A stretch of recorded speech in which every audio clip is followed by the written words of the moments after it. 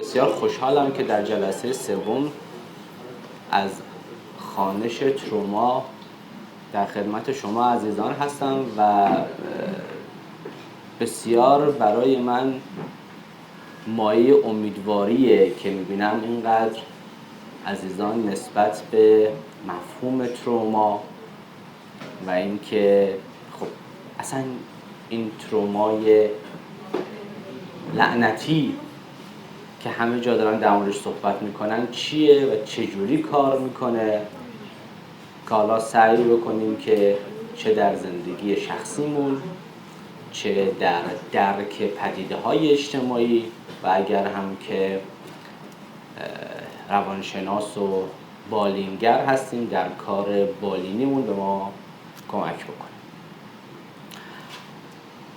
یکی از عزیزان گفت که سوال داره، در ابتدا به سوالش اگر که کوتاه باشه و مرتبط پاسخ بدم تا بقیه عزیزان هم که میان به جمع اضافه بشن. در خدمتم. سوال هم این بود وقتی تروما داره رخ میده ما اگه جنگ یا پلیس انجام بدیم میشه گفت این تروما دیگه اتفاق نمیفته و اینکه در واقع زمانی تروما اتفاق میفته که ما فریز شدیم. من اینو درست فهمیدم یا قضیه دیگه؟ ببین این که حتما اگر که من فرار بکنم یا بجنگم تروما رخ نمیده، نه.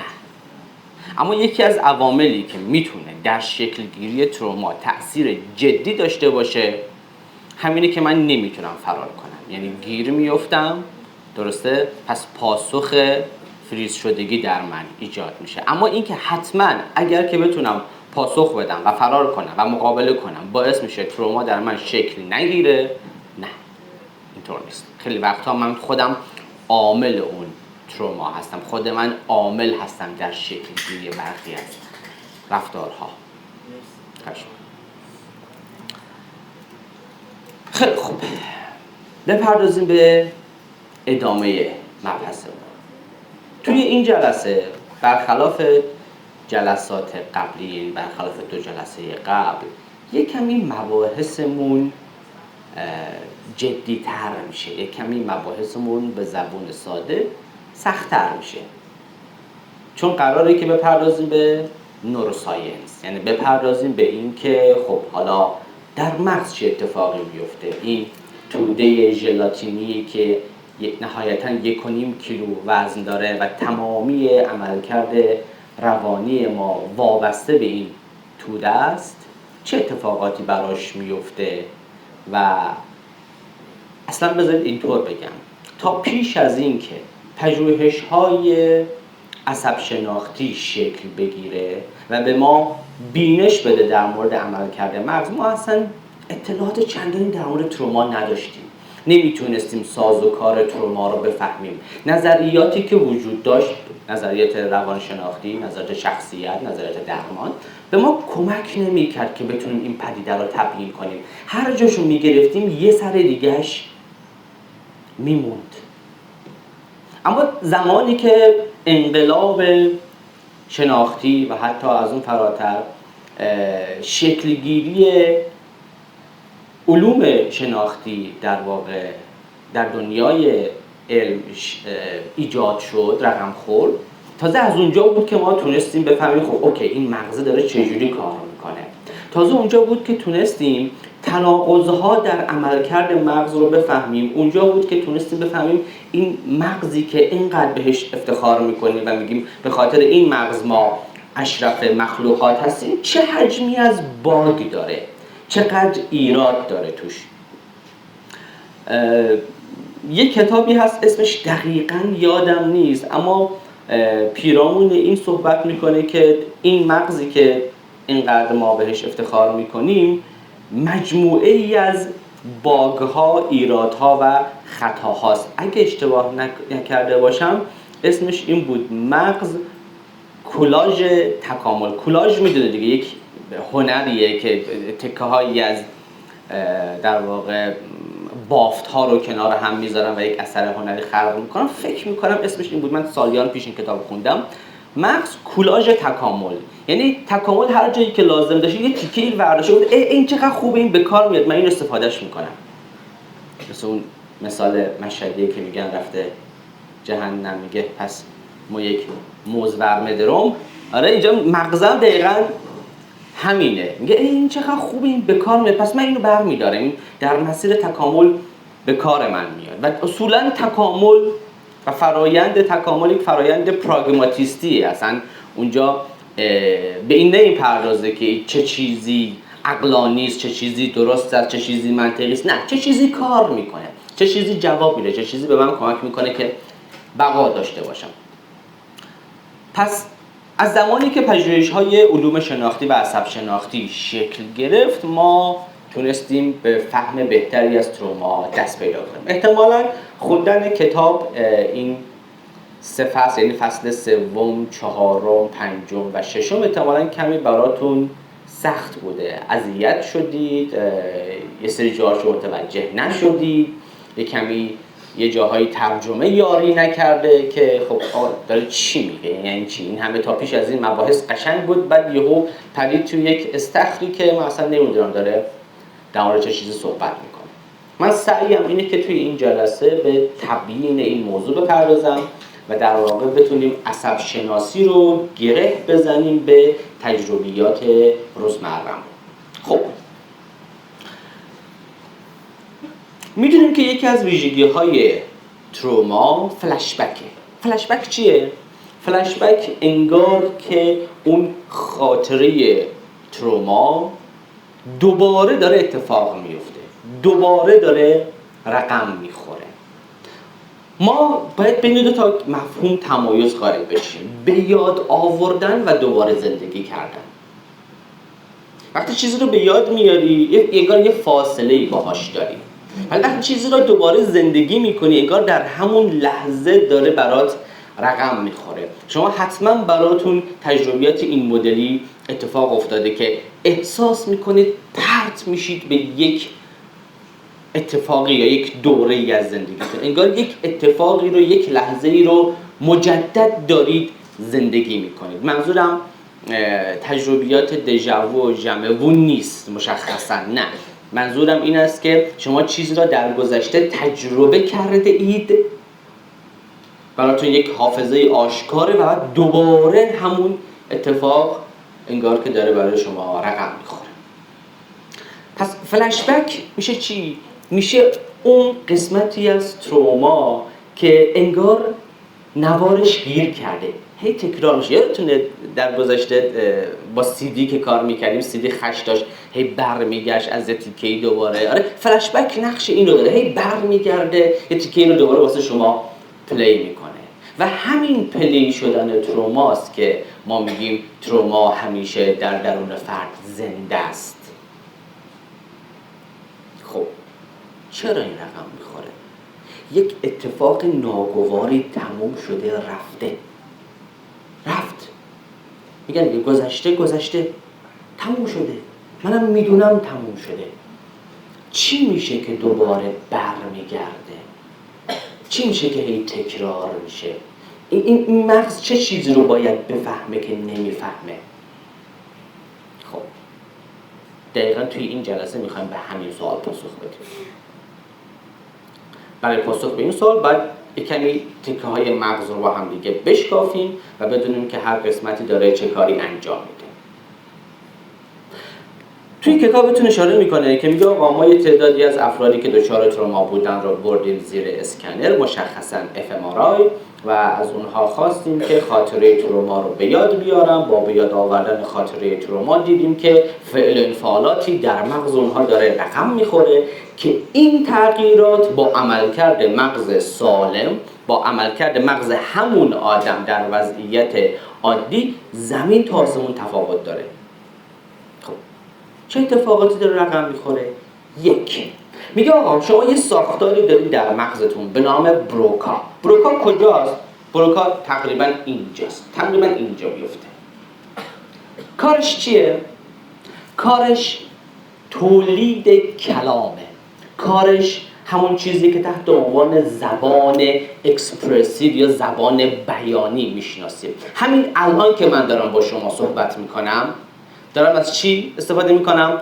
از ساختار بروکا. در مقابل بروکا ورنیکه‌ای وجود داره. ورنیکه کارش چیه؟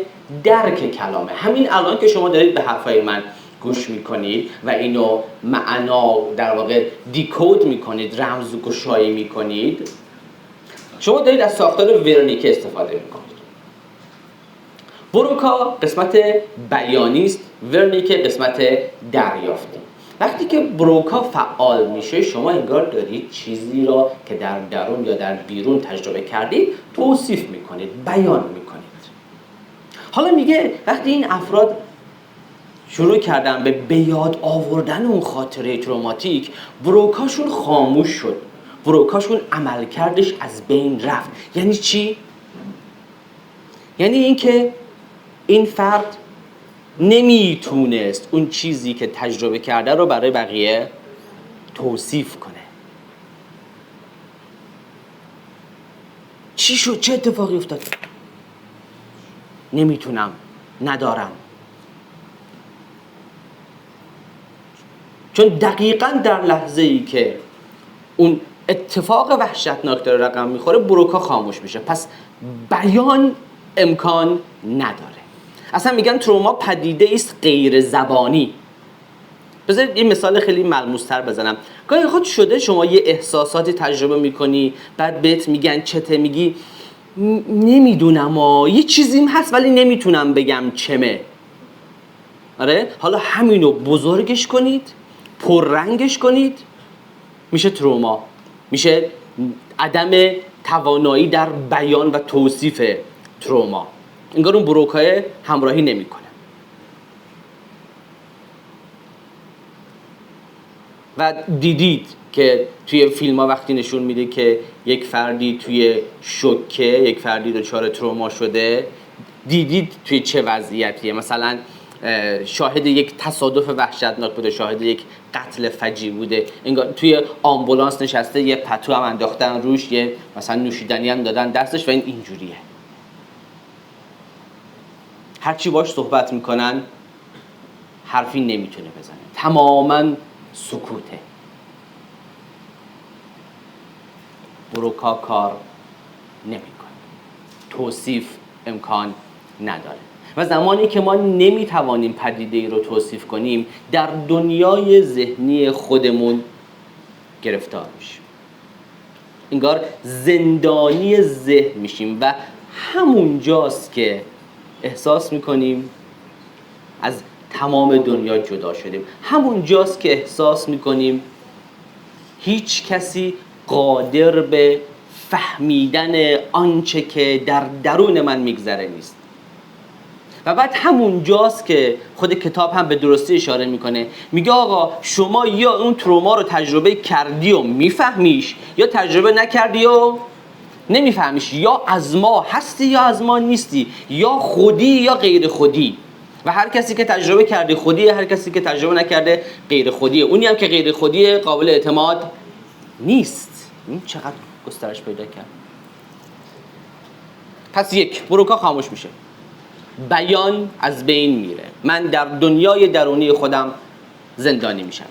دو، دیدن که وقتی این اتفاق میفته ناحیه‌ای هست در مغز به نام ناحیه 19 برودمن. برودمن کی بود؟ برودمن یک بافت شناس، عصب بافت شناس بود.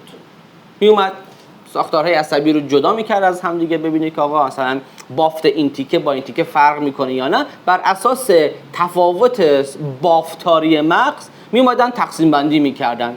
مثلا برودمن هست، انواع دیگه تقسیم بندی ها هست، اینا بافت شناسن. و تقسیم بندی برودمن تو دنیای امروز خیلی پذیرفته شده است. خیلی این تقسیم بندی بافت شناسی خیلی با عملکردهای مجزای مغز تطابق داره. به این خاطر برودمن خیلی طبقه بندیش معروف شده.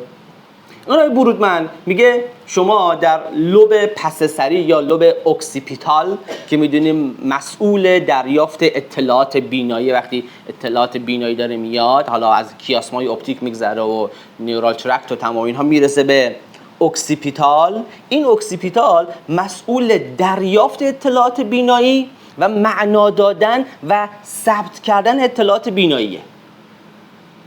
وقتی شما کسی را میبینید و میشناسید، انگار اون حافظه بینایی داره کار میکنه. یه عده از افراد هستن که وقتی آسیب پس سری میبینن دچار مشکل چی میشن؟ آنومیک میشن یا مشکل پرسپاگنزیا پیدا میکنن. آدم‌ها رو میبینن و نمیشناسن، همسرش رو میبینه نمیشناسه.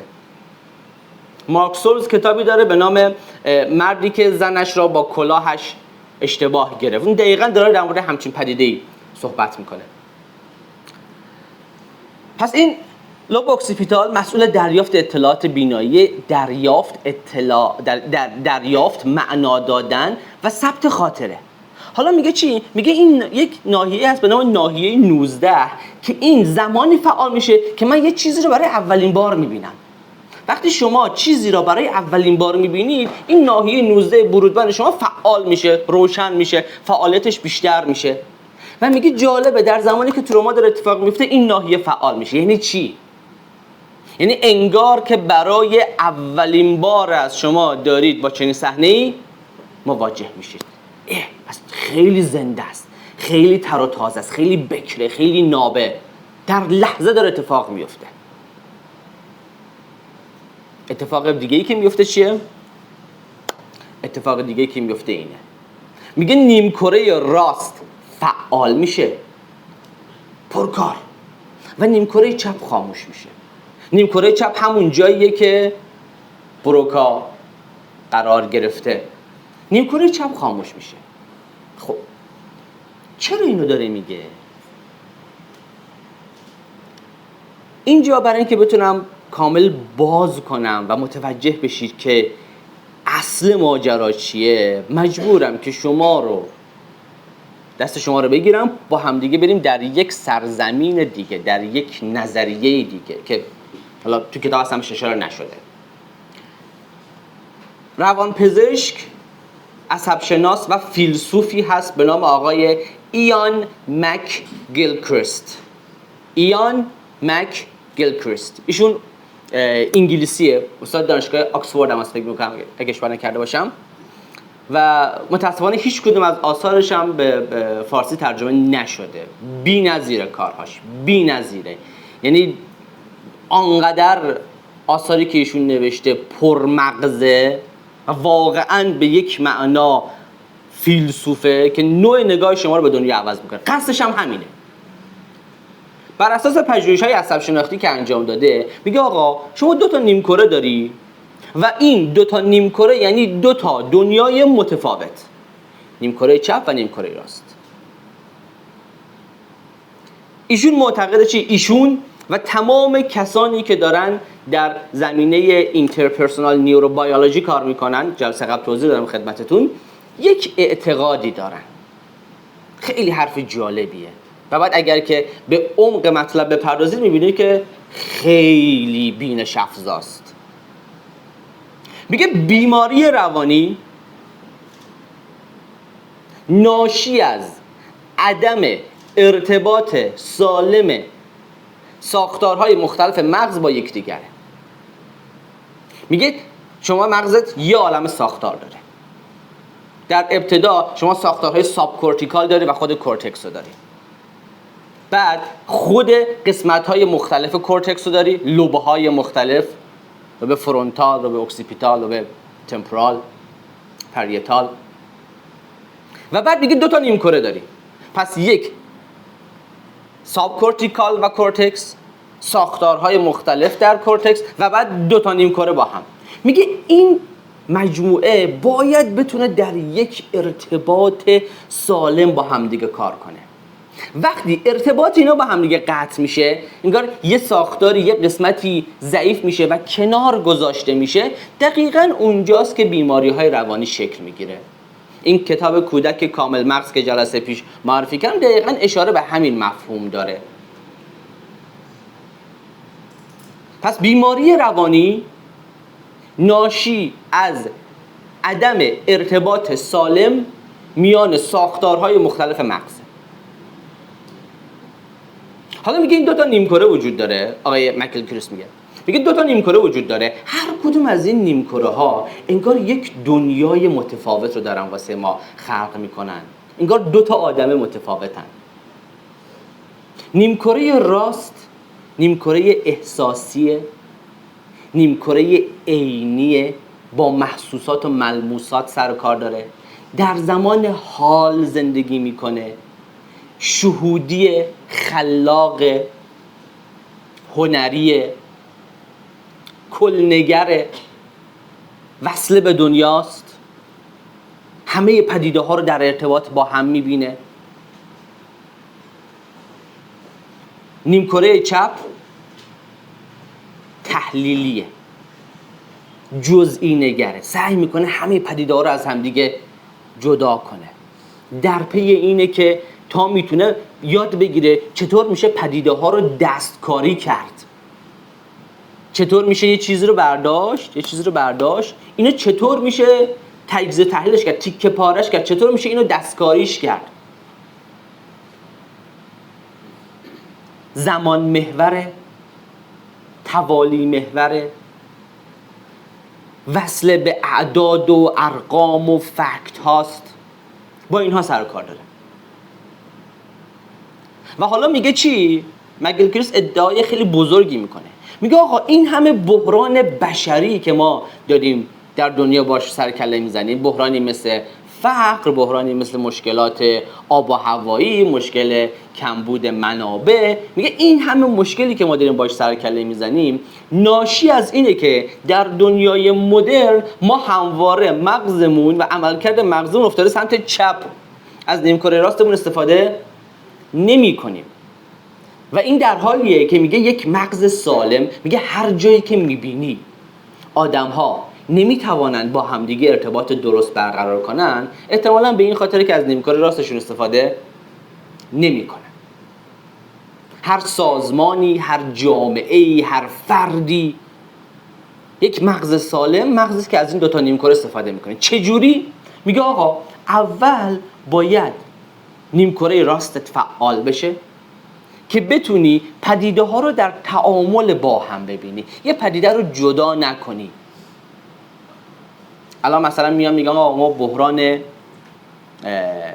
گرمایش جهانی داریم، بعد میگن که خب بس این کارو بکنیم، این کارو بکنیم، این کارو، هر کاری هم که میکنن اوضاع بدتر میشه، کمکی به حل مسئله نمیکنه. چرا؟ مگلکریس میگه به این خاطر که شما نمیتوانید پدیده ها رو در تعامل و ارتباط با هم ببینی، میای جداش میکنی، جداش که میکنی سعی میکنی اینو بفهمی، اینو تغییر بدی و بعد یه چیز بزرگی عوض بشه. نمیشه.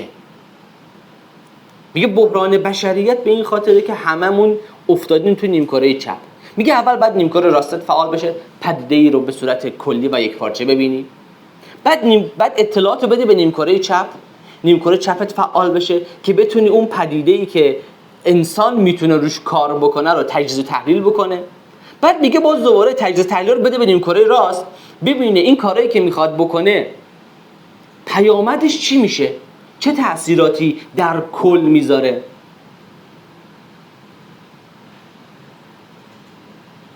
پس چی شد؟ دو تا نیمکره با هم دیگه تعامل داره. حالا میبینیم که در تروما این تعامل و این ارتباط با هم دیگه قطع میشه. نیمکره راست فعاله، نیمکره چپی وجود نداره. نیمکره راست گفتیم مبتنی بر زمان حاله. پس وقتی چپ خاموش میشه و زمان مطرح نیست، نیمکره راست فعاله. پس احساس میکنه که اون اتفاق داره در لحظه حال رقم میخوره، همین الان داره ایجاد میشه. گرفته چی شد؟ آره. پس نیمکره راست فعال میشه، احساس میکنن در لحظه حال داره رقم میخوره، بروکا خاموش میشه، نمیتونه بیانش بکنه، نمیتونه توصیفش بکنه و در عین حال اکسیپیتال، ناحیه برودمن، نوزده برودمن فعال میشه که فرد احساس میکنه چیزی که در اتفاق میفته جدید است و برای اولین باره. این یعنی این که تروما در درون فرد هنوز زنده است، داستان تروما بسته نشده. حالا این میخواد تروماهای کودکی باشه، میخواد تروماهایی باشه که من همین دیروز واسم رقم خورده، هیچ فرقی نمیکنه.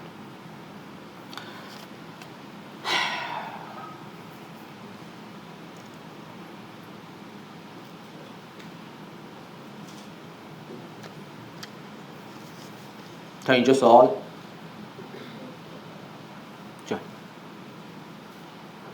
خواهش میکنم. در مورد خاموش شدن قسمت غرفت دوربین که بعد اهمیتش گفت یعنی که چه کارکردی داره و می‌دونید که حتی اگر بعد از این راجعش صحبت بکنیم و حتی بعد از این حادثه اگر بتونه اون رو بیانش بکنه خیلی احتمال کمتر میشه که حتی بخواد به اطلاع مثلا تو کیسی مبتلا بشه و این خیلی اهمیت داره از این داره. ولی من این کارکردش رو متوجه نمیشم خب تا وقتی این هر چیزی کارکردی داره کارکرد این خاموش شدنش چیه؟ باعث میشه که ما آسیب بیشتری نبینیم تو اون لحظه، یعنی تو لحظه تفاهم چه کارکردی داشته که ما اینو الان به ارث بردیم و باعث میشه که رو خاموش بشه و نتونیم رو بیانش کنیم. آها، علت خاموش شدنش چیه؟ منظورتون اینه؟ چه فایده‌ای داشته باشه؟ ما الان چیزی که راجعش صحبت می‌کنیم ما آسیبش رو متوجه شدیم که وقتی خاموش میشه ما بیشتر انگار ضررش برامون بلندتره. یه کارکردی هم داره که این اتفاق میفته که ما رو ارث بردیم و تفاهم رسیدیم. درست. ببین مسئله‌ای که هست اینه که ما باید مغز رو به صورت سلسله مراتبی در نظر بگیریم. خب اینو جلسه قبل عرض کردم، الان یه توضیح کوتاه میدم که ما یک مغز به تعبیر سلایه داریم، یک مغز خزنده داریم، یک مغز پستاندار داریم و یک مغز نخستی داریم یا همون کورتکس و تمام اینها. هر کدوم که روی لایه بعدی سوار شده میتونه اینو کنترل کنه، ولی توی کتاب از اصطلاح سوار و سوارکار استفاده میکنه.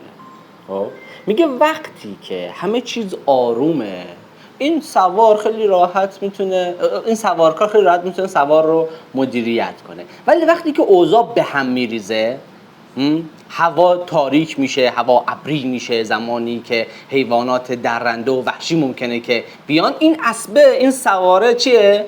رم میکنه. وقتی که رم میکنه سوارکارش کنترلی روش نداره.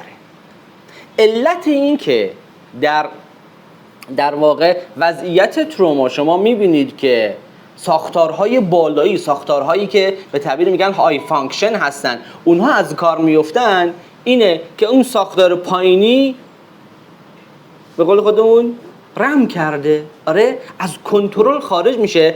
اولین اتفاقی که در وضعیت‌های جنگ و گریز میفته اینه که ساختارهای پایینی ارتباط با ساختار بالایی قطع میکنه، میگه تو ساکت باش، تو حرف نزن، فعلا میخوایم فرار کنیم. این قطع ارتباط دقیقاً چیزیه که هم تو فلش بک میبینیم، هم منجر به این میشه که فرد نمیتونه یک روایت از تروما ارائه بده، که اگر بتونه روایت ارائه بده از تروما اونجاست که میبینیم بخشی از تروما حل میشه. اگر بتونه از تروما روایتی بده اونجاست که ساختارهای های فانکشن و کورتیکال میاد بر لیمبیک غالب میشه و جلوی فلش بک ها رو میگیره و اونجاست که فرد متوجه میشه گذشته.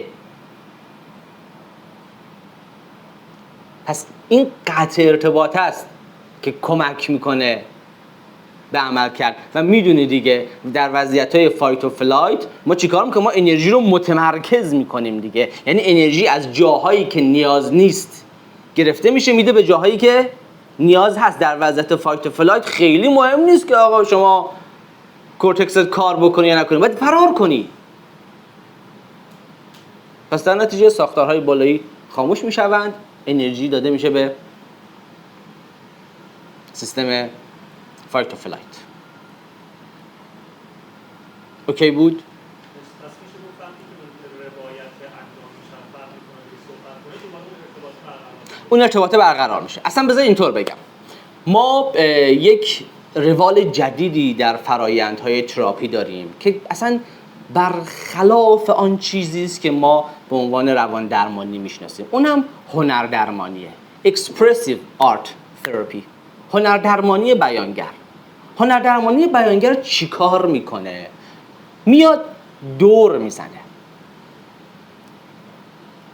گفتیم که کسی که دچار تروماست نمیتونه توصیفش کنه، نمیتونه بیانش کنه. تروما پدیده است غیر زبانی. خیلی خوب، پس بیاییم با روشی غیر زبانی هم بهش بپردازیم. از چه طریقی وارد میشن؟ از طریق هنر وارد میشن. Expressive Art تراپی چی کار میکنه؟ ببین توی هنردرمانی شما میبینید که چه اتفاقی میفته؟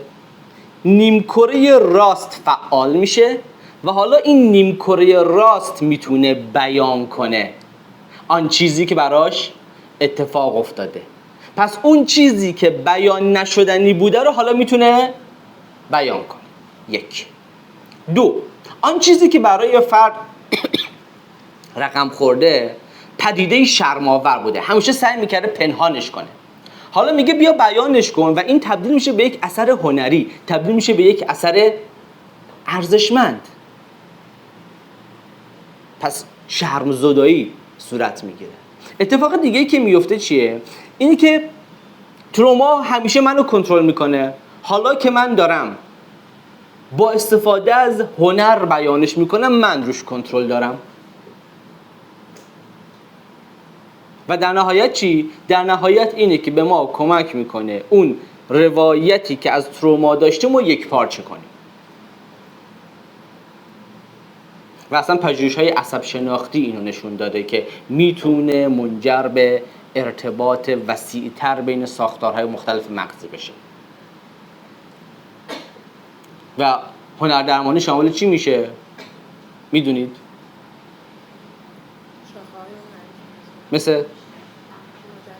مثلا سایکودرام، مثلا مجسمه سازی، مثلا نقاشی، آره، موسیقی درمانی، آره، رقص و حرکات ریتمیک. همه اینها به شما کمک میکنه بتوانی آن چیزی که بیان نشدنی است را بیان کنی و این گشایش بزرگی، چیزی که افرادی که مبتلا به تروما هستن ندارنش. و میگم همیشه اون شرم باعث میشه رو پنهانش کنن، حالا من میتونم در قالب یک اثر هنری بیانش کنم، ارزشمند میشه. واقعا اگر به درمان تروما علاقه‌مند باشید، هنردرمانی یکی از قسمت‌هایی که خیلی جدی دارن روش تمرکز میکنن. تو درمان دیگه هست written exposure therapy، گفتنی بر نوشتار. و جالبه ما روی تز نامه ارشد که کار میکردیم یه دلی بریست کانسر کار میکردم، ترومای مربوط به بریست کانسر توی خانوما. من written exposure therapy میدادیم. این چیزی که شما دارید میگه خیلی مرتبطه. 2 خط می‌نوشتن مابقی نقاشی بود، یکم می‌نوشتن مابقی طرح اون گوشه بود و بعد جلسات که ادامه پیدا می‌کرد طرح‌ها خیلی گفتاری تر می‌شد. خیلی خود اصلا چنین چیزی توی پلن درمان در واقع اون دوست من که این کار می‌خواست انجام بده نبود، اما نوشتاری‌ها کمتر و طرح زدن‌ها بیشتر بود. اینا که به هم نزدیک شد 15 جلسه اکسپوژر تراپی که ادامه پیدا کرد، اونا خیلی تونستن طرحایی که زدن رو بنویسن ولی بازم کلامی نشد. یعنی توصیف اون طرحی که نوشتن توصیف طرح بوده، بازم خود داستان تروما انگار بیان نشد. اونقدری نه، ولی بازم طرح رو دغدغه‌ها آنچه که اتفاق افتاده رو خیلی بهتر از طرحش تونست بنویسه. اما بازم کلامی نشد. چه جالب. چه جالب. یعنی انگار که من میام یه چیزی که قابل بیان نیست رو به یک زبانی، خب مثلا فکر کنید که یک مفهومی به یک زبانی، به زبان اسپانیایی قابل بیان نیست، من میام اینو به انگلیسی بیانش به انگلیسی میگمش، بعد از انگلیسی تبدیلش میکنم به اسپانیایی. فهمیدید چی شد؟ یه جور دور زدنه. من نمیتونم خود اون تجربه رو بیانش کنم، اصلا قابل بیان نیست. جور دیگری، به زبان دیگری. خب میدونیم هنر هم زبان دیگه. زبان آن چیزی است که موجب انتقال پیام و معنا میشود. من میام اون تروما رو با هنر، با نقاشی، با طرح بیان میکنم، بعد میام اون طرح رو توصیف میکنم، ولی باز هم انگار هنوز اون بیان مستقیم تروما امکان نداره. مرسی. ما طرح غیر مستقیمه، گفتار هنوز خیلی مستقیمه. طرح مستقیمه. طرح بیان نیست که نیمکره راست داره از تروما ارائه میده. ولی کلامی که ارائه میشه ترجمه نیمکره چپ از اون طرحه. ولی کلام میگن کلام خیلی استفاده نمی‌کردن. وقتی که میرفته جلو و جلسات اکسپوژر ادامه پیدا میکرده، حالا میتونستن طرح و بیان توصیف کنن، باز هم قادر به بیان کلامی تروما نبوده، انگار یک کپی از تروما رو ارائه میدادن. مرسی، خیلی خوب بود. من یه سوال داشتم بپرسم. اگر که کوتاه باشه آره. حتما در مواردی که حالا یا به دلیل مکانیزم دفاعی یا هر چیزی که هست، برخلاف اون چیزی که الان صحبت کردیم که در واقع تروما به شکل زنده تجربه میشه، زمانی که تروما فراموش میشه و اصلا انگار که نادیده گرفته میشه، در حالی که به قول این کتاب بدن فراموش نمیکنه، بالاخره یه جایی هست، اونجا مغز داره چی کار میکنه؟ تروما فراموش نمیشه، تروما انکار میشه. تروما انکار میشه و بیشتر انکارها در تروما معطوف میشه به تروماهای کودکی. بیشترش معطوف میشه به تروماهای کودکی. خب چرا تروما رو باید انکار بکنم؟ کسی میدونه؟ چون به یاد آوردنش خیلی دردناکه. به یاد آوردنش خیلی دردناک. دیگه همین که از همون درد تروما فرار میکنه، از دردش فرار میکنه. دیگه چرا تروماهای کودکی رو انکار میکنیم و در انکارش زیست میکنیم؟ اصلا اون انکار کل زندگی منو شکل میده. روشی است برای بقا. مرسی. دیگه ترس از چی؟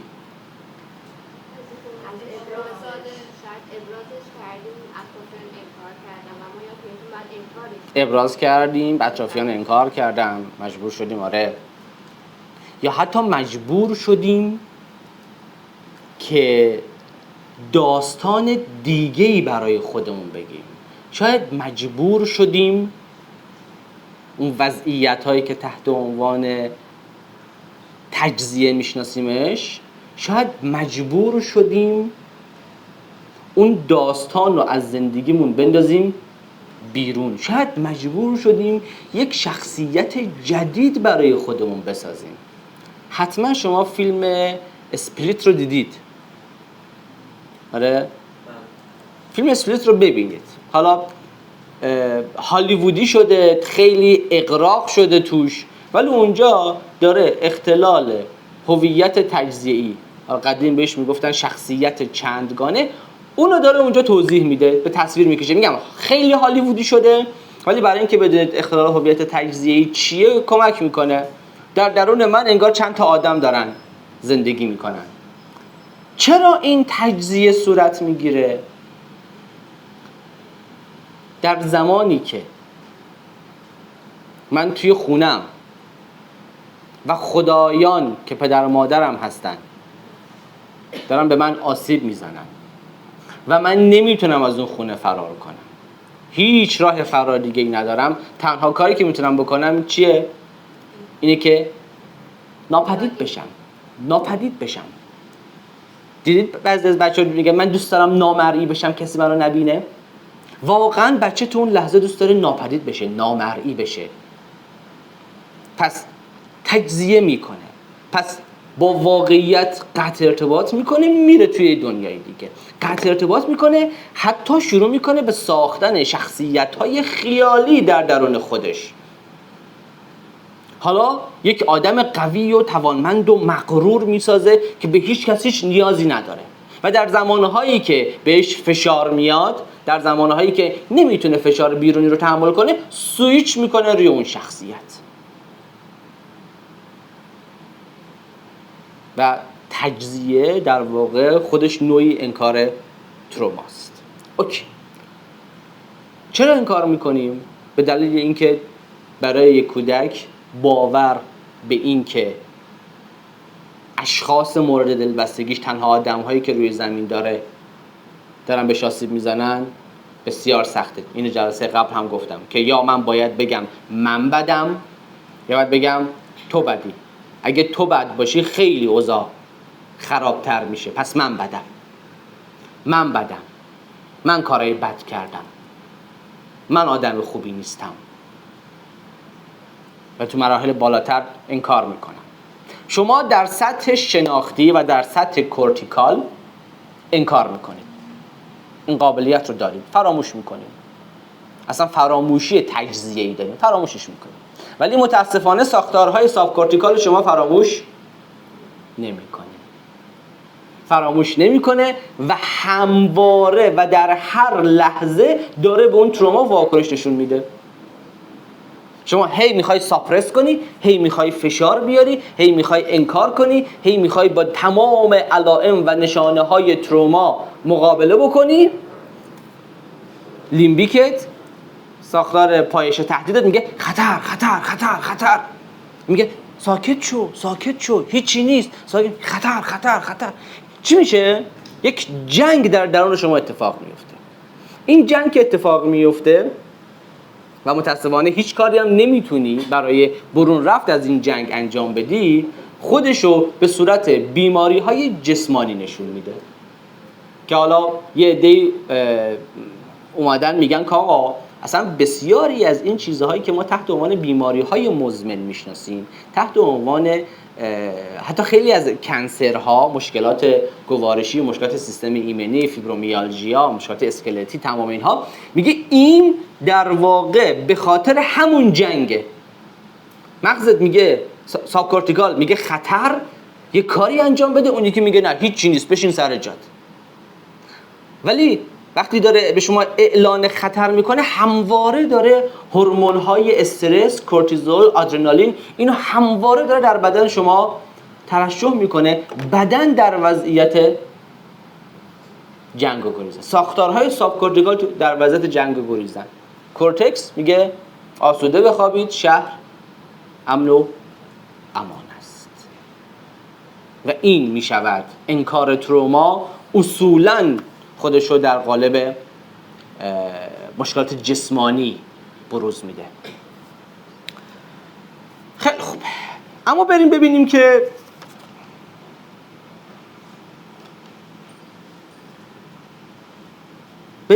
که در مغز دیگه چه اتفاقاتی میفته. گفتم که این مغز 3 تا لایه داره. آره، رپتیلیان، ماملیان و در واقع نوکورتکس یا ساختار معطوف به نخستی ها.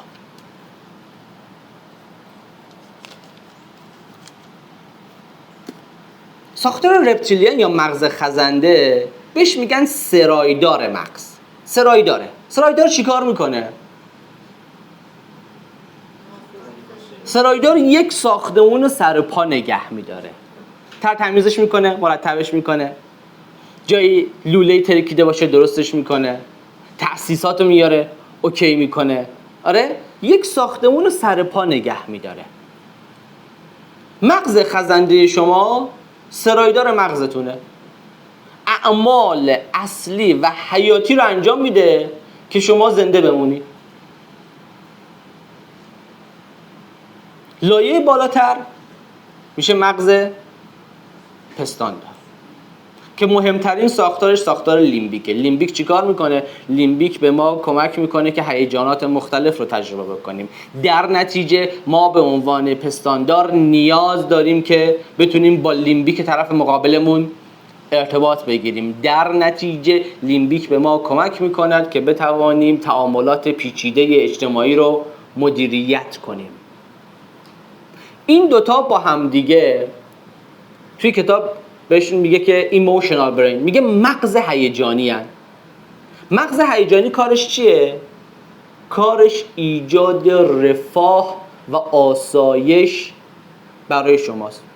میگه من میخوام کاری بکنم که تو در آسایش و در رفاه باشی. اصلا ایموشن تو کتاب خیلی خوب اشاره میکنه، میگه ایموشن از کلمه ایمووره میاد. ایمووره در لاتین به معنای حرکت کردنه. میگه هی به تو کمک میکنه که بلند شی، حرکت بکنی، در دنیا فعال باشی، بتونی برای خودت یه زندگی خوب رقم بزنی. بقا داشته باشی. این ایموشنال برینه میاد در زیر کورتکس قرار میگیره. کورتکس کارش چیه؟ کورتکس باز کارش نظارت به تمام فعالیت‌های این هاست و در تروما تمام این سه ساختار به هم میریزه. یا حتی خودتون دیدید وقتی که دچار اضطراب میشید اشتهاتون کور میشه، اشتها ندارید، یا وقتی اضطراب دارید علائم مثلا احساس تهوع دارید، یا خوابتون به هم میریزه، یا الگوی تنفستون به هم میریزه، فشار خونتون بالا و پایین میشه. حالا تصور کنید که تمام اینها به صورت مداوم وجود داشته باشه، در طول یک عمر این وضعیت وجود داشته باشه.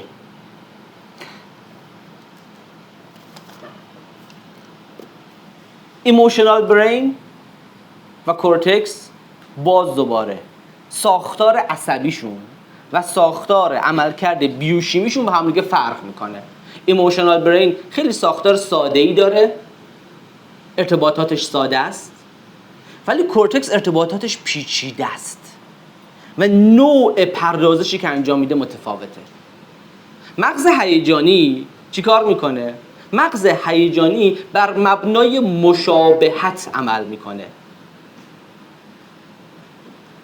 سرعت عملش هم زیاده. کورتکس به مشابهت ها کاری نداره، میگره دنبال جزئیات. چی میخوام بگم؟ خیلی نکته مهمیه این. شما میبینید که یه بچه‌ای کلاس اول دبستان میره مدرسه، بعد مدرسه والدین رو میخوان، میگن که این بچه شما اصلا سر کلاس حواسش نیست، اصلا پرته، اصلا احساس میکنیم که شاید مشکل هوش داره. اینو بردید جایی به روانشناس نشونش بدید، یه تست هوش ازش گرفتید، هر چی میگیم اصلا نمیفهمه، اصلا انگار که اوتیستیک این بچه شما. بعد میریم سابقه بچه رو بررسی میکنیم، میبینیم که این بچه کسی بوده که در طول دوره تحولش از تولد تا 7 سالگی پدر و مادر با هم دیگه تنش‌های خیلی خیلی شدید داشتن، دعواهای وحشتناک داشتن، بزن و بکوب داشتن. این بچه تو اون موقعیت اضطراب شدید داشته، پدر رو میدیده که چطور مادر رو زیر مشت لگد میگیره، وحشت میکرده، هیچ کاری نمیتونسته بکنه، فریز میشده. این پدر اولین مردیه که این بچه توی زندگیش دیده و همیشه این پدر رو با صدای بلند و با وحشت تداعی میکرده. پس هر موقع صدای بلند میشنیده، هر موقع پدر رو میدیده، فریز میشده. همین بچه میره کلاس اول، یه کمی قدش بلندتره، میفرستنش ته کلاس، یه کمی کلاس پر جمعیته، معلم مجبور میشه با صدای بلندتر صحبت کنه. آقا شما که آخر کلاس هستی صدای منو میشنوی؟ تون صدا میره بالا. معلمم مرده، معلم مرده، تون صدا هم میره بالا. مغز هیجانی بر مبنای مشابهت عمل میکنه. مرده، صداش رفت بالا، خطر، فریز. وقتی که فریز میشه چیزی به نام بگید یادگیری اتفاق نمیفته. مغز هیجانی بر مبنای مشابهت عمل میکنه. همون قضیه است که مارگزیده از ریسمان سیاه و سفید میترسه و سریع هم هست. سریع میگه آقا این شبیه به اونه، پس تمام. ولی کورتکس میگه خب یکم بذار بررسی کنیم ببینیم که چه اتفاقی میفته. شما میبینید که دارید یه سری کارهای انجام میدید، ترسیدید، وحشت شما رو فرا گرفته، بعد یهو کورتکس میاد میگه آقا این چیزی نبوده، این خطرناک نیست. میگه آخه راست میگی یا نبود. پس مغز هیجانی برای خودش کار میکنه، هرچه ارتباط این دو تا کمتر باشه این خود مختارتر میشه، برای خودش کار میکنه جدای از کورتکس نمیتونه روش تأثیری بذاره، بلند میشه یه عالمه کار انجام میده، تموم که میشه میشینه، بعد کورتکس میاد میگه عزیزم این مسئله این نبود، این خیلی خطرناک نبود. ولی همینه، تروما همینه که هی دوباره زندگی میکنیش ولی نمیدونی که خطری که اتفاق افتاده مال گذشته است.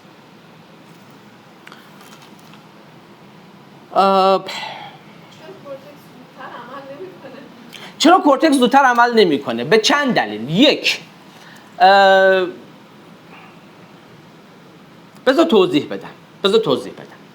ببین شما وقتی دارید دنیای پیرامون رو باش تعامل میکنی، من چشم دارم، این چشم مسئول دریافت اطلاعات بینایی، گوش دارم مسئول دریافت اطلاعات شنوایی، لامسه دارم، آره، حسگرهای حرارت دارم، عرض کنم که بویایی دارم. هر کدوم از اینها داره نوعی از اطلاعات از دنیای پیرامون میگیره.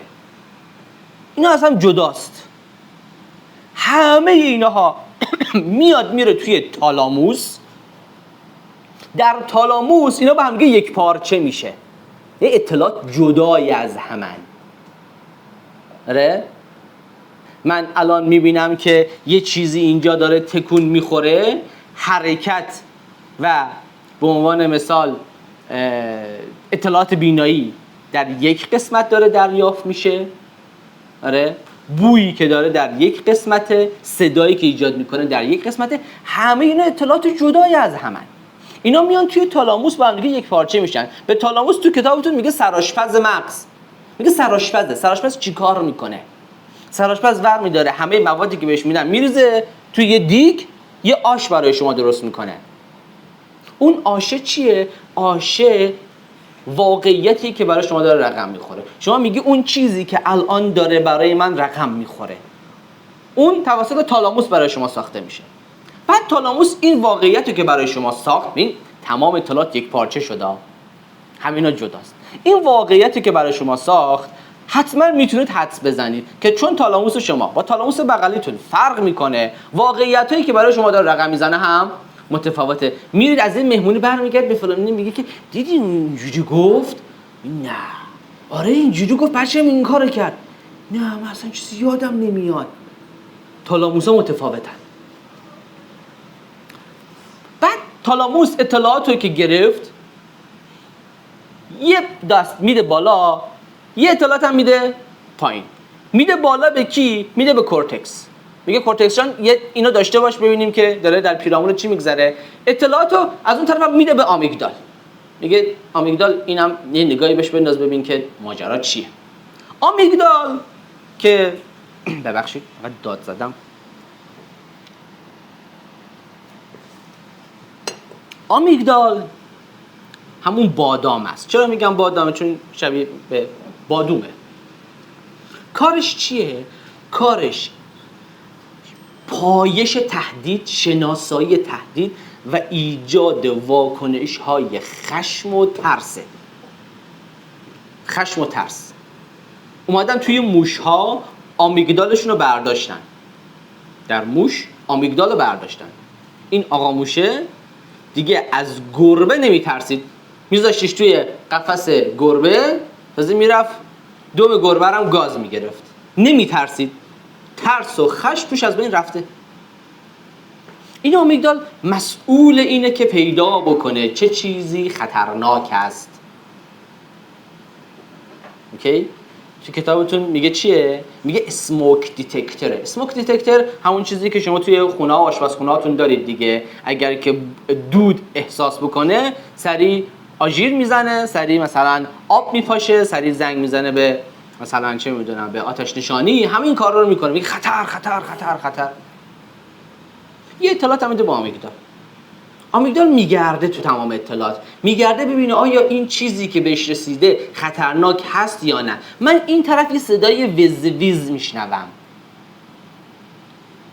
برمیگردم نگاه میکنم، اگه مگس باشه میگم ای مگس، عرصه سیمرغ، آره نه جولان گردید برو. اما اگه زنبور باشه، من خودم از تجربه شخصی میگم، اینو برام تعریف کردن که گویا 5-6 ماهه بودم، چند تا زنبور میرن توی شلوار من و منو نیش میزنن. آره این من خودم رقم نخورده واسم، یعنی رقم خورده نیست. آره اصلا کلامی نیست، اصلا به خاطرم نمیاد. ولی من واقعا از زنبور میترسم. اینجا زنبور بیاد، آره به محض اینکه ببینم زبونه بلند میشم، فرار میکنم. آمیگدال میگه خطر خطر خطر.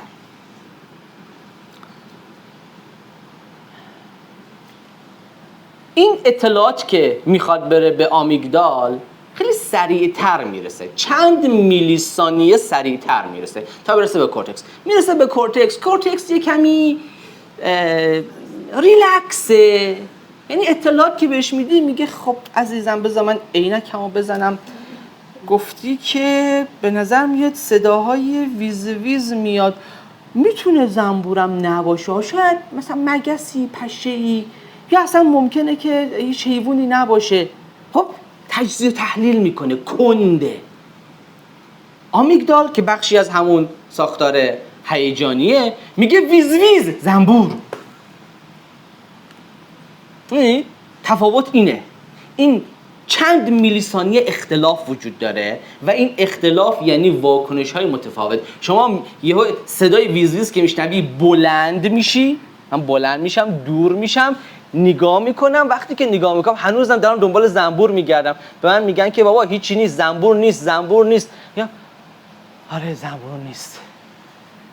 بعد میام کورتکسم بعد اطلاعات رو دریافت میکنه، میاد چیکار میکنه؟ میاد اون پاسخ ترسی که ایجاد شده رو میگه آقا هیچی نیست، برگرد به حالت اولیه، برگرد به حالت امنیت.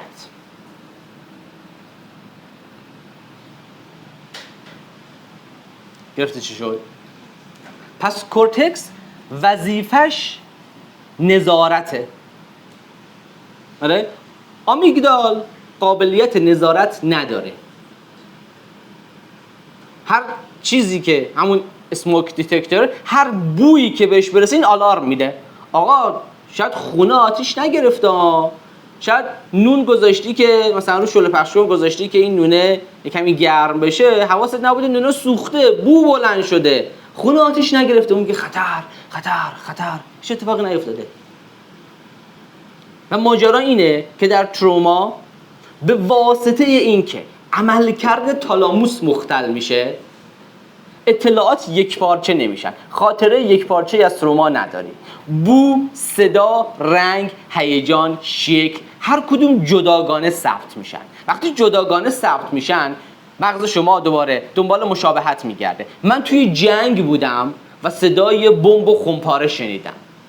بعد یه روز توی خونه خوابیدم در یک عصر تابستانی، یک کامیونی میاد از کنار خونه ما رد میشه، بوم صدا میده. مغز هیجانی میگه خمپاره، انفجار، خطر. بلند میشم، بلند شید، فرار کنید، حمله کردن. چی شد؟ فلشبک اتفاق افتاد. چرا؟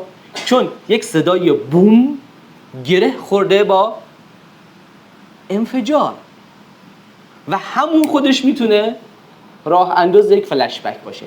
بعد که این واکنش تموم میشه، کورتکس میاد میگه آقا کامیون بود عزیزم، کامیون بود.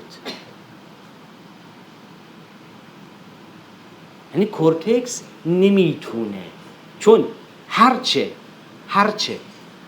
بار هیجانی که به لیمبیک و از مغز هیجانی وارد میشه بیشتر باشه، قطع ارتباط با کورتکس زودتر و سریعتر و شدیدتر اتفاق میفته. بعد مسئله اینجاست. بعد میای توی تراپی، اینو بگم همه تراپیست‌ها کله منو میکنن. میای توی تراپی، ما چی داریم؟ به روان درمانی میگن تاک تراپی، روان درمانی از طریق صحبت. و بعد تصور بر اینه که چیزی که میتونه منجر به درمان بشه بینشه، اینسایته. بینش پیدا کن. اگر بینش پیدا بکنی دیگه اون رفتارهای مشکل ساز و هیجانات آسیبزا و آشفته کننده رو تجربه نمی کنی. وسواس داری؟ بیا بهت اینسایت بدم. پنیک داری؟ بیا بهت اینسایت بدم. و تصور اینه که با دادن اینسایت، با تقویت کورتکس میتونی چیکار کنی؟ میتونی روی ساختار ساب کورتیکال تأثیر بذاری. آره، تا حدی. بسیاری از مشکلاتی که شما میبینید، بسیاری از اختلالات، بیماری ها و مسائل روانشناختی که میبینید هیچ ربطی به کورتکس نداره. ناشی از همین مغز هیجانی است که تجربیات ناگوار براش رقم خورده، آمیگدالی است که حساس شده. آره، این پیچ حساسیتش رو چرخوندن. اینو چرخوندن. تو هی برانگیخته میشه، هی کورتکس بگه چیزی نیست. هی برانگیخته میشه، کورتکس بگه چیزی نیست. لزوماً اینسایت، بینش، آگاهی منجر به درمان نمی شود. من از اینجا برم بیرون، دوستان روان تحلیلی کله منو میکنن. اما واقعیت اینه که الان بادی سایکوتراپی وارد کار شده. بادی سایکوتراپی به جای اینکه بگه از بالا بیا مدیریت کنیم، میگه بیا از پایین تنظیم کنیم. میان چیکار میکنن؟ خود آقای وندرکوک جزو کسانیه که خیلی بادی سایکوتراپی خیلی زیاد داره توی کاراش انجام میده. میگه آقا به جای اینکه بیای سعی کنی آدم‌ها رو با گفتار درمان کنی، بیا بدنشون رو به کار بگیر. بیا باهاشون والیبال بازی کن. حرکات ریتمیک انجام میدی. وقتی والیبال بازی کردی، وقتی پنجه میزنی یه ریتمی داره. آره، یعنی که اونی که مثلا یه اسپک میزنی یکی ساید میگیره، یه ریتمی داره، یه صدایی داره. میگه این حرکات ریتمیک دقیقاً چیزیه که به شما کمک میکنه بتوانی احساس امنیت را در سطح جسمانی تجربه بکنی. به شما کمک میکنه که بتونی خودتو با بقیه انسانها تنظیم بکنی. چیزیه که به شما کمک میکنه ساختارهای لیمبیکت، آمیگدالت اگه حساس شده دوباره بتونه برگشت کنه به وضعیت قبلی. بیایید بادی سایکوتراپی انجام بدیم.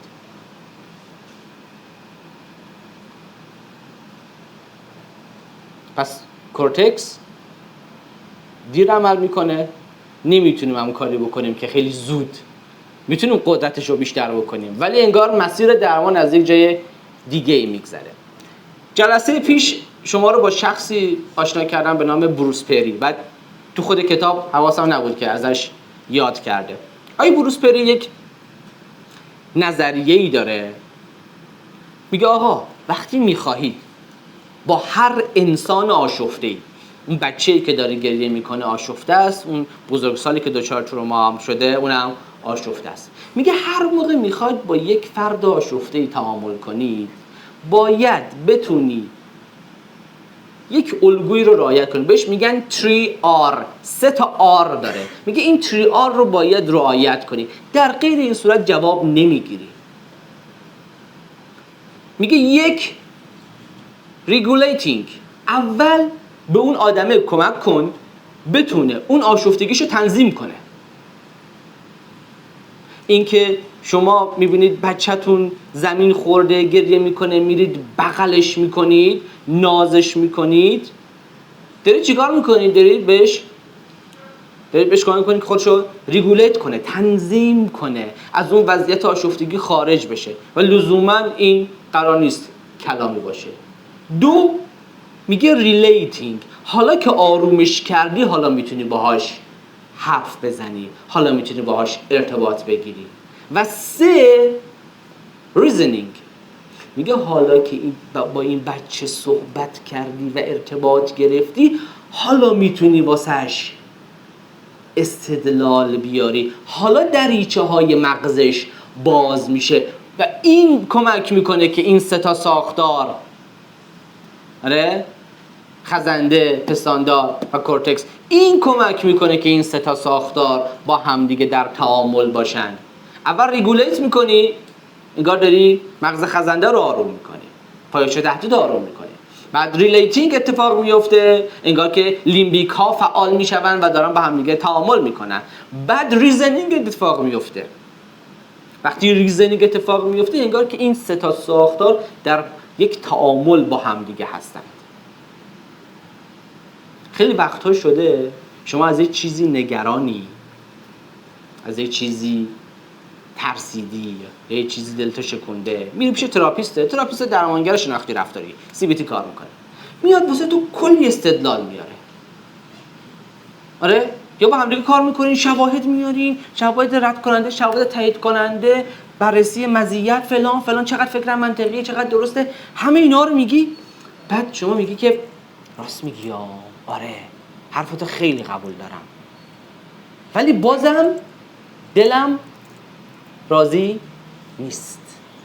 تو راست میگی، این چیزی که میگه اتفاق نمیفته، ولی بازم من حالم خوب نمیشه. چرا این اتفاق میفته؟ به این خاطر که این مسیر 3R رقم نخورده. ریزنینگ خوبه، استدلال خوبه، در زمانی که شما احساس امنیت میکنی. پس اول ریگولیتینگ، با آدما کمک کنیم آروم بشوند. قرار هم نیست کلامی باشه. اینکه شما با یک بچه شروع کنید به توپ بازی کردن، بچه رو ریگوله میکنه، بعد ارتباط باش برقرار میکنه، ریلیتینگ اتفاق میفته، با شما تعامل میکنه، بازی میکنه، دنبال شما میدوه. بعد که این اتفاق افتاد، ریزنینگ، عقل، استدلال اونجا جواب میده. بچه‌تون زمین خورده، مگه بهت نگفتم نرو اونجا؟ مگه نمیبینی این ارتفاعش زیاده؟ مگه نمیبینی اینجا مثلا کف پوش نداره؟ فکر نمی‌کنی؟ به کار نمیندازی؟ تا کی باید بهت بگم؟ هیچ تأثیری نداره، منجر به این میشه آمیگدال بچه حساسیتش بیشتر بشه. در نتیجه اتفاقی که میفته اینه، بچه شما از هر ریسمان سیاه‌وسفیدی میترسه. یه جایی سرش داد بزنن، بچه شما نمیتونه از خودش محافظت بکنه. چرا؟ چون صدای بلند و داد زدن همیشه همراه بوده با فریز شدگی.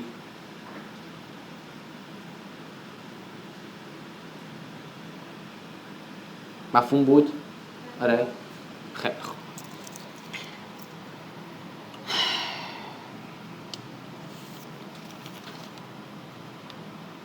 سوال تا اینجا؟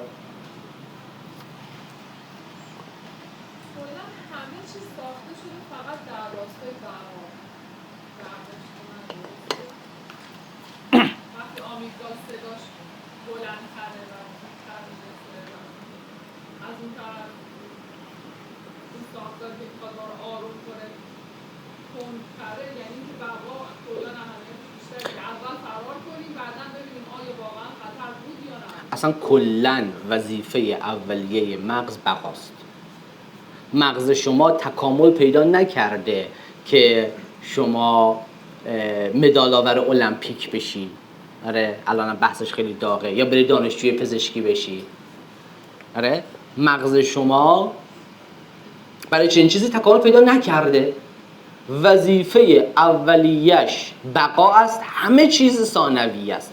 به محض اینکه احساس کنه بقا در خطره، همه چیزو میذاره کنار. اصلا اهمال کاری چرا داره رقم میخوره؟ چرا ما اهمال کاری میکنیم؟ چون نسبت به پدیده ها احساسات ناخوشایند داریم. یه چیزی منو میترسونه، یه چیزی منو نگران میکنه، یه چیزی باعث میشه که من یاد خاطرات دردناک بیفتم، یه چیزی برام سخت، طولانی، حوصله سربره. سیستمی که مبتنی بر بقای میگه ازش فاصله بگیر. آره، بعد تو میگی بابا مثلا این یه گزارش، من این گزارش رو باید بنویسم ارائه بدم، چون استرس میگیرم مغزت میگه ولش کن. چون در راستای بقا نیست، مغزت بهش جهت نمیده. حالا ما تمام زورمون رو میزنیم که این مغزی که باگ داره بتونیم باگاشو برطرف بکنیم. مثلا شاید به تعبیر روان درمانی تلاش برای برطرف کردن باگ‌های مغزه.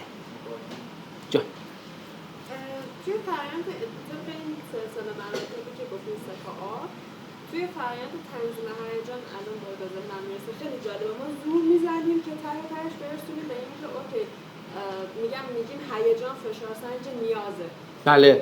یعنی این هیجان رو اگه من بفهمم، آگاه بشم، بدونم کارکردش چیه، بتونم اسم بذارم، انگار اون آمیگدالی که داره هشدار میده رو بهش توجه کردم و ترجمهش کردم، فهمیدم حالا هشداری که میدی چیه. و بعد از اینکه هیجان رو چه از طریق هیجان چه از طریق بدن تنظیم میکنیم، اون نیاز تازه وربال میشه. حالا مرحله آخری که شما داری میگی، تازه میفهمم هیجان من داشته دکمه چه نیازی رو فشار میداده. الان نیاز به امنیت داره. چه جالب. حالا باز من اینو آخر اتفاق میفته معمولا، ولی وقتی که شناختی پیش میبریم داستان رو که فرق داره که طرف مقابل واقعا چهارشو بوده، شناختی پیش میبریم نمیرسیم به اون نیازه، هی گسست هیجان رو شناخت میبریم. از اون طریق از اون پایین که تنظیم میکنیم میاریم بالا. حالا وقتی میپرسید چیه داستان، چه نیازی داری، اون زیر را چه خره، خوب وربال میشه. دقیقاً. مرسی. چه نکته خوبی. باز دوباره میام تو مثال بچه‌تون گریان دوان میاد پیش شما، جیغ میزنه، گریه میکنه، بعد تو هی بهش میگی چی شده؟ چی ترسونده؟ چه اتفاقی بوده؟ این فقط جیغ میزنه. تو نمیتونی کاری بکنی. یه کمی که در آغوشش میگیری، یه کمی که آروم میشه، بعد تازه میگه فلان. آره؟ یعنی انگار ارتباط بین لیمبیک و کورتکس داره اینجا برقرار میشه. لیمبیک خیلی آشفته است، خیلی برانگیخته است، ارتباط رو قطع میکنه. ارتباط قطع میشه. فقط جیغ، فقط داد، فقط فرار کن. فایت فلایت. یه کمی که اون احساس امنیت برقرار میشه، یه کمی که ما دست میکشیم رو سر ترسش، رو سر لیمبیکش، آروم که میشه، بعد تازه میتونه اطلاعات بده به بالا، اطلاعات بده به کورتکس، بگه این شد. بعد اون موقع وربال میشه. تو تراپی هم مرسی خیلی از این استفاده میشه که آدم‌ها حالشون بده، نمیدونن چرا حالشون بده. بعد که به یک امنیتی میرسن تو اتاق درمان، یک احساس آرامش، احساس سیف بودن بهشون داده میشه، بعد تازه اون موقع شروع که آره ببین من اینو میخواستم، ببین اینجوری بود. این که بهش گفتم بیا با هم دیگه بریم بیرون نیومد، میدونم کار داره ها، ولی دوست داشتم باهاش وقت بگذرونم، دوست داشتم کمی در کنارش قرار بگیرم. بعد میتونه بیان کنه. شما اگه دقت بکنید دقیقاً همین اتفاق داره در مغز ماها هم رقم میخوره. و تروما چیکار میکنه؟ این ارتباط بین ساختارها رو قطع میکنه. دیگه سوال؟ جان.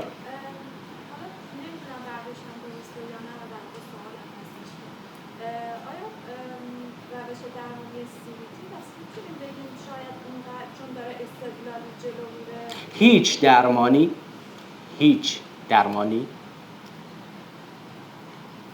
کامل نیست. هیچ درمانی. خود همین بروس پری یه جمله خیلی جالبی داره، میگه هیچ رویکردی کامل نیست، برخی رویکردها از برخی دیگر مفیدترن. اگر به دنبال رویکرد کامل بگردید نگردید، چون رویکرد کامل وجود نداره. الان ما با موجی در روان درمانی مواجهیم به نام موج یکپارچه نگر و خیلی از تراپیست ها خودشونو کم کم دارن وصل میکنن به موج یکپارچه نگر که آقا ما تک رویکردی رفتیم جلو، جواب نگرفتیم.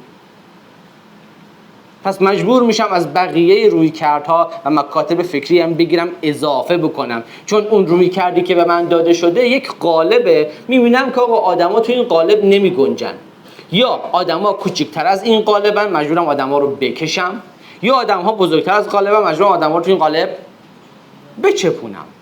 پس مشکل از آدم هاست یا از قالب من؟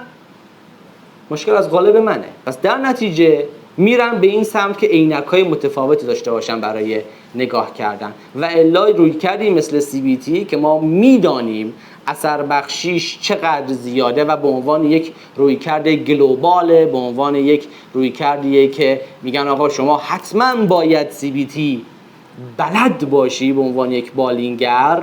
در خیلی از اکادمی‌های دنیا اولین رویکردی که آموزش میدن CBTه. مثلا نتیجه ما در مورد کامل بودن نمیخوایم صحبت کنیم، همه ناکاملن. خیلی خوب، دیگه سوال؟ جا.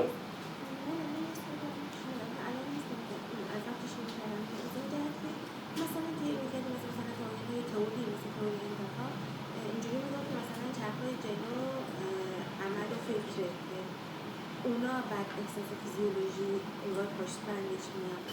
الان با تجربه این می‌بینیم انگار ظاهراً احساس عملکرد بیشتری داره. بله. اون بیشتر. بله. میگم اصلا اینو باید در نظر بگیرید که هر روی کردی کجاها بیشتر استفاده میشه. خب هر روی کردی کجاها بیشتر میتونه به شما کمک بکنه.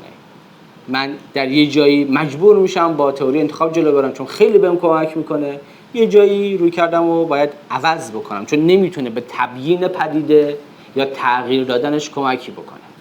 اما نکته اینجاست که ما همیشه فکر میکنیم یه تضادی وجود داره بین عقل و احساس، بین منطق و هیجان، و بعد همیشه اینو میگن که منطقی تصمیم بگیر.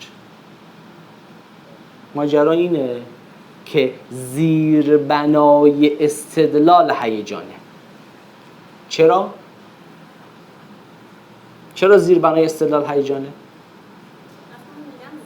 خردمندی که به ما کمک کنه اینه که منطق هیجانی و هیجان منطقی منطق هیجان منطق، ذهن خردمند. آره. چرا زیربنای استدلال هیجانه؟ اصلا شما رو بکنید عملکرد دیگه که اون چند ثانیه زودتر خب من میخوام اینو بگم. هیجان یعنی این که مغز من میاد به تجربیاتی که براش رقم خورده یک ارزشی میده، ارزش گذاری میکنه تجربیات رو. شما وقتی میخواید برید لباس بخرید، دقت کنید، میخواید برید لباس بخرید، یکی از کارهایی که حتما انجام میدید اینه که جنسش رو چیکار میکنید؟ لمس میکنید. میخواید ببینید که اون جنس چه احساسی به شما منتقل میکنه. هیچ منطقی پشتش نیستا. مثلا من دست میذارم به جنسش میفهمم که این جنسش مثلا چه میدونم بگید نخ پلاستیکه، نه. خب این چه احساسی در من ایجاد میکنه. و تمامی تجربیات ما به مثلا میگه آقا جنس نخی خوبه، جنس پلاستیکی خوب نیست. چرا خوب نیست؟ چون من یه تجربه‌ای با جنس نخی دارم، یه تجربه با جنس پلاستیکی دارم. اون تجربه خوشایند بوده، این تجربه ناخوشایند بوده. به واسطه خوشایند یا ناخوشایند بودن من دارم هیجانی رو تجربه میکنم. مثال خیلی واضح‌تر، خیلی ساده‌تر، شما الان بعد از جلسه دلتون میخواد برید یه کافی شاپ یه قهوه‌ای بخورید. به شما جلو شما لیست میذاره، میگه شما بفرمایید که اسپرسو میخواید، امریکانو میخواید، لته میخواید، چه میدونم موکا میخواید، چی میخواید؟ بر چه مبنایی انتخاب میکنید؟ هیجان. یعنی زیربنای تمامی استدلال‌های ما هیجان‌های ماست. و اینکه فکر کنیم ما تصمیم گیری صرف منطقی داریم مثلا معنایی نداره. انسانی که با هیجاناتش قطع ارتباطه یعنی انسانیه که یک قسمت بزرگی از مغز توش کار نمیکنه. خیلی خوب، دیگه سوال نیست. آخر دیگه، سوال آخر جان. توی کتاب یه مثال آورده بود از یه خانومی که یه پارتنر خطرناکی داشته، مواد میزده، مجبورش می‌کرده مفروشی، کتکش میزده و بعد این به خاطر همین اتفاقات بعد تصمیم میگیره که بره درمان بشه. یه مدت هم دور از این فضا بود و بعد دوباره باز برمیگرده چون آدما به نظرش که حسین کننده بود. بعد حالا راجع به اینکه چرا این اتفاق میفته تقریبا جلسه‌های قبل صحبت کردیم، ولی یه خورده در تضاد با این ساختاری نیستش که الان داشتیم از مغز توضیح می‌دادیم که یه اتفاق بد میفته و از این طرف به محض اینکه نشونه ها رو می‌بینه میگه خطر نرو سمتش. میگم تضاد ندارن این دو تا با هم دیگه؟ نه، نه تنها تضاد ندارن، خیلی همراستا هم هستن. چرا؟ به این خاطر که اون چیزی که الان خطره دیگه خطر نیست.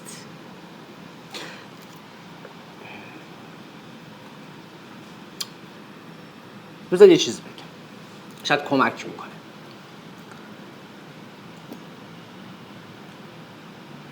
نمیدونم توی کتابم فکر میکنم فصول بعدی بهش اشاره میشه، فکر کنم، نمیدونم. ما توی سیستم ادراک خطرمون یه ساختاری داریم،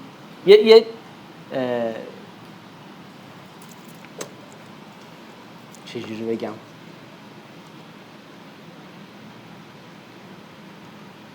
اوکی. ببین ما روانشناسی ایمنی و خطر اینجوریه، بر اساس یه نظریه به نام نظریه پولی ویگل. میگه روانشناسی ایمنی و خطر اینجوریه: شما در ابتدا در وضعیت سیفتی و امنیتی، حالت خوبه، اوکی، با بقیه تعامل میکنی. بعد اگر که خطری وجود داشته باشه میای تو وضعیت فایت و فلایت، میجنگی، میگریزی. و اگر که نتونی بجنگی و بگریزی میفتی توی وضعیت فریز. حالا میگه این ساختار باید در طول تحول تو هی بالا پایین بشی توی این که این تنظیم بشه، به قولی آب بندی بشه. اگر که شما در طول تحول میزان احساس امنیتی که تجربه کردی خیلی کم باشه و خطر خیلی زیاد تجربه کرده باشی، سیستم پایش تهدیدت از کار میفته. خطرناک شد. سیستم پایش تهدیدت از کار میفته. در نتیجه فردی را میبینید که به عنوان مثال بهش تجاوز شده در کودکی، سیستم پایش تهدیدش از کار افتاده، نمیتونه خطر و نشانه های خطر رو شناسایی بکنه، در نتیجه دوباره در بزرگسالی بهش تجاوز میشه.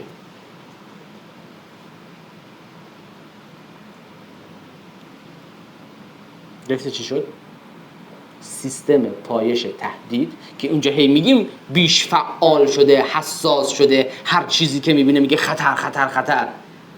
اینجا انقدر بهش فشار آمده این سیستم کلاپس کرده، اصلا دیگه نیست. شما اصلا نمیتونی خطر شناسایی کنی. میگه آقا این آدم درستی نیست. نه مشکلی نداره، چیز خاصی نیست، تو بدبین شدی.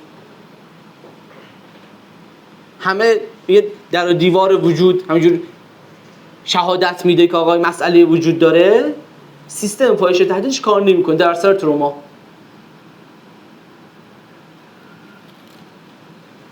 ما وقتی با یک پدیده روانشناختی مواجه میشیم اینو باید بدونیم. شاید در ظاهر ما با یک پدیده مشابه سر و کار داریم، ولی علل زیربناییشون زمین تا آسمون میتونه با هم دیگه فرق کنه. اینو باید در نظر داشته باشیم. به همین خاطره که ما نیاز داریم برای هر فرد مجزا تحلیل کنیم آقا برای این آدم چه اتفاقی افتاده، برای این آدم چه اتفاقی. اوکیه؟ مفهوم بودینم؟ خیلی خوب. ما در مورد سرآشپز مغز صحبت کردیم، در مورد عرض کنم که یکی صحبت کردیم، در مورد سرایدار مغز صحبت کردیم، در مورد سرآشپز مغز صحبت کردیم، در مورد سیستم هشدار مغز صحبت کردیم. حالا میخوایم برسیم به چیزی به نام وقت نگهدار. شما توی هر ورزشی مثلا مثل فوتبال میبینید یه داوری اسمش میگن داور وقت نگهدار. قسمت وقت نگهدار توی مغز ما جای اسمش هم سخته ها، دورسولاترال پریفرونتال کورتکس، سخته نمیخواد یاد بگیرید. مخففش میشه DLPFC. مخففش سختره. آره DLPFC یا دورسولاترال پریفرونتال، تقریبا اینجاها میشه تقریبا. این جاییه که پیچیده ترین اعمال شناختی مغز انجام میده. یکی از کارهایی که انجام میده ادراک زمان رو نگه میداره. در زمانی که شما توی وضعیت فلش بک هستی این DLPFC چی میشه؟ خاموش میشه. وقتی خاموش میشه شما ادراکی از زمان نداری،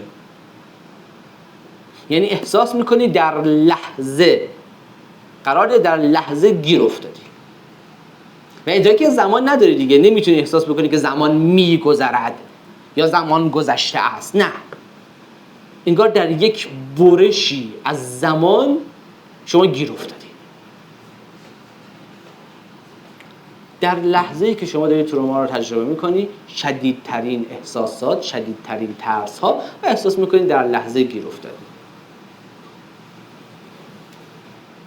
تصور کنید که به شما بگند یک دردی قرار بی پایان باشه.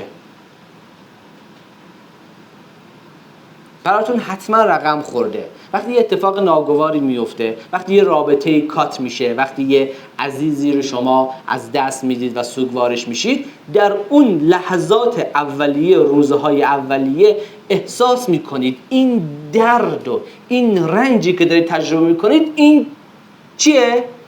ابدیه. تا پایان، تا آخرین روز زندگیم احساس میکنم که این درد با همین شدت منو در بر میگیره و چون همین احساس رو دارم که درد بی پایان است من بیشتر به هم میریزم. اما زمانی رو در نظر بگیرید که به خودتون میگید این نیز بگذره. میگه الان خیلی ناراحتم، الان خیلی آشفتم، الان به هم ریختم، ولی 6 ماه دیگه اینجوری نیستم، 1 سال دیگه خیلی حالم بهتر میشه. همین که به این فکر میکنیم این درد میگذره، ما در برابر اون درد احساس توانمندی میکنیم. احساس میکنیم که میتونیم از خودمون محافظت بکنیم. احساس میکنیم که این درد ما رو خرد نمیکنه. و اصلا اگر دقت کرده باشید برای توصیف جهنم میگن چی؟ ابدیه. خیلی ترسناک میشه نه؟ ابدیه. تا آخر هر کی بره جهنم تا آخر اونجا میمونه، وحشتناک میشه، یک درد بی پایان. ولی اگه بهت بگن که حالا میری اونجا یکم میسوزی، بعد میری اون طرف، خیلی جهنم، خیلی یکم میسوزیم دیگه، میبینی؟ جان وحشت دیگه ای است. آره، پس چون فکر میکنیم هر دردی وقتی که توش هستیم احساس میکنیم که بی پایان است و تا پایان عمر من دنبال میکنه. و دقیقا یکی از مداخلاتی که ما توی اتاق درمان انجام میدیم همینه. از فرد میپرسیم آیا به نظرت 6 ماه آینده هم همینقدر اذیت میشی؟ نه. 1 سال دیگه چی؟ نه 1 سال دیگه هم اذیت نمیشم. پس چی میفهمی از این؟ این دردی که الان تجربه میکنم مال الانه، تا آینده با من نمیاد، من اینقدر قرار نیست زندگیم تحت تاثیر این درد باشه. و همین که بتوانیم به افراد حس زمان بدیم، پرسپکتیو بدیم، دقیقاً چیزی که در تضاد با تروماست. تروما باعث میشه زمان یخ بزنه، من اینجا گیر افتادم، پرسپکتیوش میدیم، آینده‌ای هم میتونه وجود داشته باشه. پس الان فهمیدیم آقا این DLPFC از کار میفته، شما احساس میکنید که در این وضعیت گیر کردید، امیدی هم به آینده ندارید، اصلا آینده برای شما معنایی ندارد، چون همواره این برش از زندگی قرار تکرار بشه.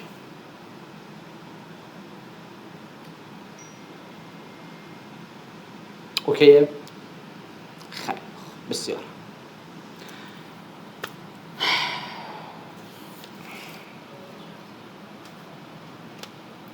یه چیز دیگه هم بگم، این وقت نگهدار بود دیگه. تالاموس دو شغل است، 2 تا کار میکنه، 2 شیفت کار میکنه. یکی از کارهایی که انجام میده سرآشپزه، یک کار دیگه که انجام میده دروازه‌بانه. حالا این 2 تا شغل چه ربطی به هم دارن؟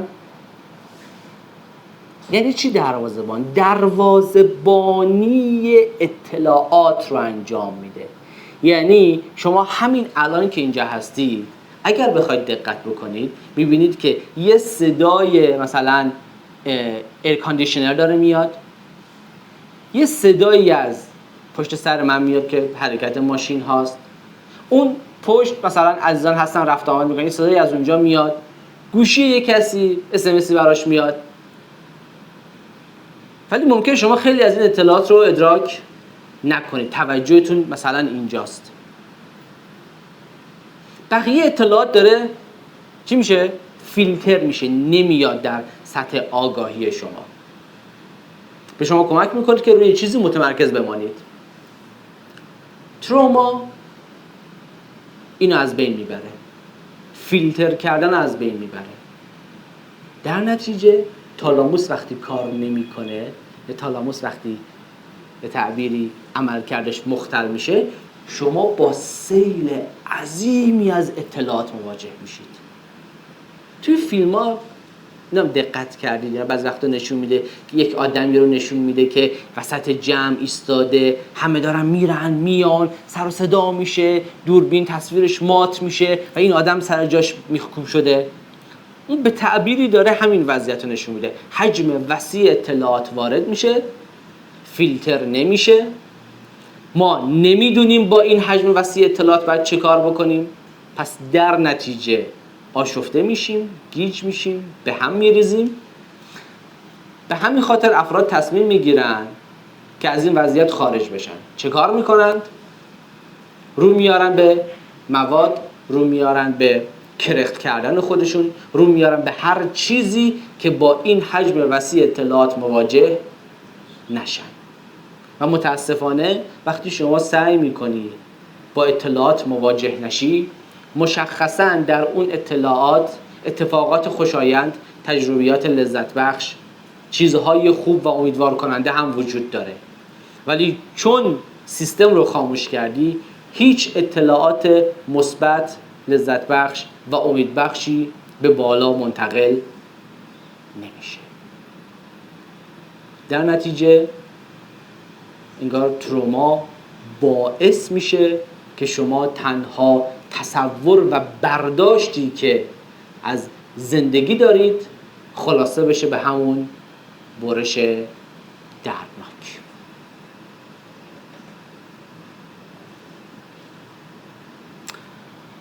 خیلی خوب. چیزی که عرض کردم، مطالبی که عرض کردم خدمتتون، در جهت این بود که بتونیم تروما رو از دیدگاه عصب شناختی بهتر بشناسیمش و بتونیم اتفاقات عجیب و غریبی که توش رقم میخوره رو درک کنیم. احتمالاً کمی هم خسته شدید یا کمی این جلسه مثل جلسات قبلی پرهیجان نبود. حالا من اینجا دارم چون چهره ها رو میبینم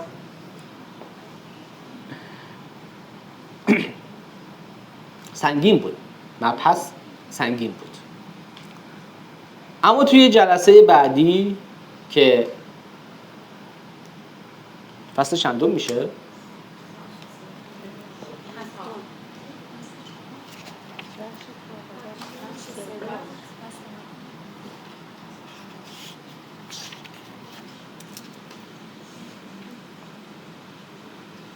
آره. توی جلسه بعدی میخوایم بریم روی بخش سوم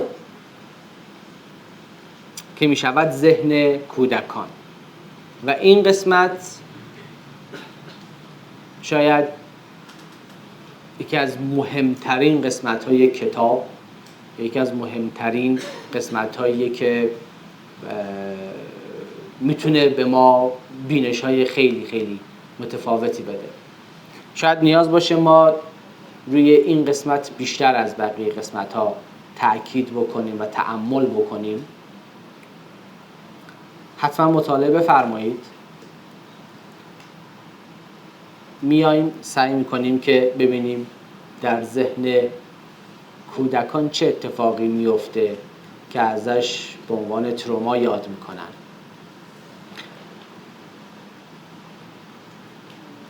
یه عده حالا در هر فرهنگی معتقدن که بچه است فراموش میکنه، بچه است بزرگ بشه یادش میره. ولی متاسفانه از اونجایی که الان فهمیدیم که چه اتفاقاتی در مغز میفته، میدونیم که بچه بزرگ هم بشه بخواد فراموش بکنه، باز انگار بدنش، سیستم‌های هیجانیش فراموش نمی‌کنه. جلسه بعد میایم در مورد تروماهای کودکی و اگر که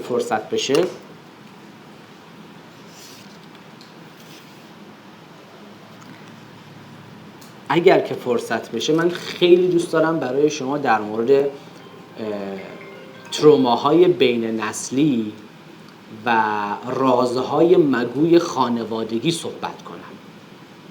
یعنی شاید شما با یک اتفاق تروماتیک، یه چیزی مثل تجاوز، یه چیزی مثل تصادف، گروگانگیری، جنگ، سیل، زلزله، به اینا میگن شاک تروما. یعنی یک ضربه است، در یک لحظه اتفاق میفته، یک شوک سنگین به شما وارد میشه، به اینا میگن شاک تروما. شاید ما خیلی با شاک تروما سرکار نداشته باشیم، ولی رازهای مگوی خانوادگی، تروماهای بین نسلی، اون جاخالی که توی ذهن ما ایجاد میشه، علامت سوالی که در ذهن ما ایجاد میشه، اون چیزیه که احتمالاً ماها خیلی باهاش سر و کار داریم. حالا اگر خواستید به اونجا که رسیدیم بهتون چند تا کتابم معرفی میکنم در مورد رازهای مگوی خانوادگی، مطالعه بفرمایید. اگه سوالی هست من در خدمتم. در مورد نظریه پلی‌بیگر اشاره شد ولی باز نشد. مثلا در جلسه بعد صحبت می‌شه یا نه؟ میتونیم صحبت کنیم یه کوتاه در موردش. آره. چون یه کمی توضیح دادنش نیازمند زمانه.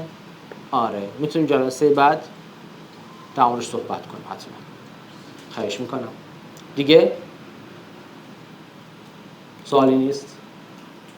خیلی خوب. خسته نباشید.